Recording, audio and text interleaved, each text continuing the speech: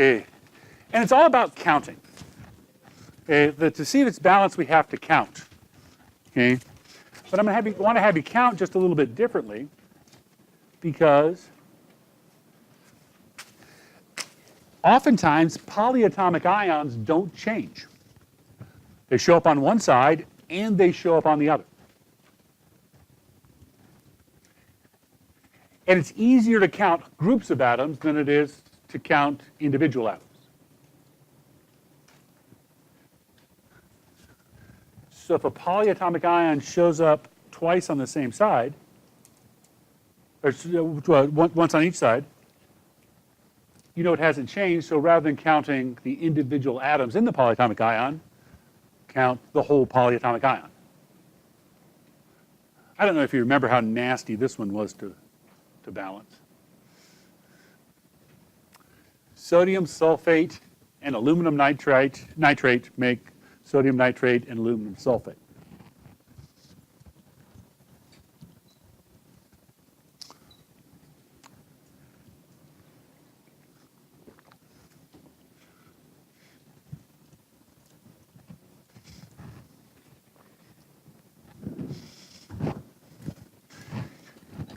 Can you see where counting O's on this one would be a serious, serious pain?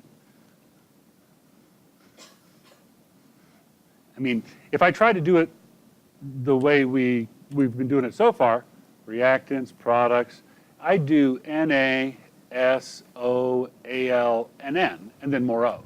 But then when I tried to count the O's, I'd have to say there's 4 here, and then 3 times 3, 9, there is 13 on this side, there's 3 here, and 3 times 4 is 12, there's 15 on that side, and every time I put a number in, that O number is going to change.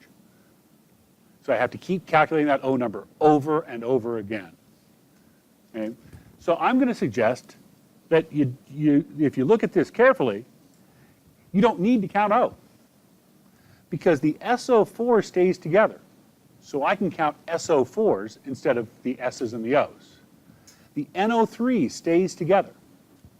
So I can count NO3s instead of SO4s, or instead of the O's and the N's. So my table looks like this: SO4, Al, and NO3. And on my reactant side, I have 2 NAs and 1 SO4, 1 Al, and 3 NO3s.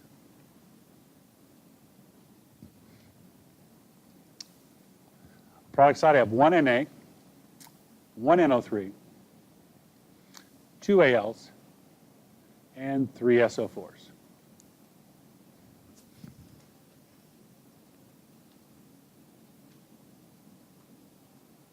Okay, it's not balanced. Any reason to pick one of those elements over another? I can't really see one. Okay. So I usually fix them in order, so I'm going to fix Na by putting a 2 in front of Na. That gives me 2 NAs and 2 NO3s. The next one down my list is SO4.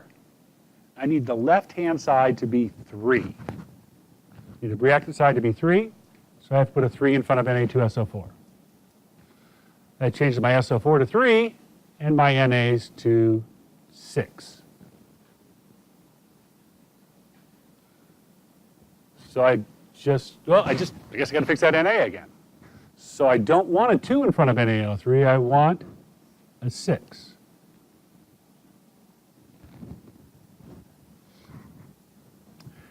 And I need 2 ALs, so I put a 2 in there. So that gives me 2 ALs and an NO3 times 3, and there's 2 of those, so that's 6 NO3s. And it's balanced, which is a lot easier than counting. There's 12 oxygens here, and 3 times 3 is 9 times 2 is 18 there.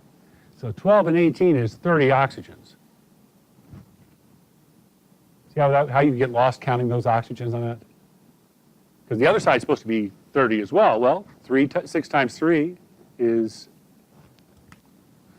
6 times 3 is 18, and then 4 times 3 is 12. There's my 20 there as well, my 30 there as well. But it's so much easier to count SO4s and NO3s.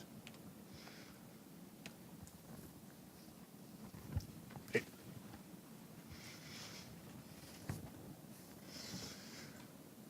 Another example, this time we'll do a single replacement. Okay.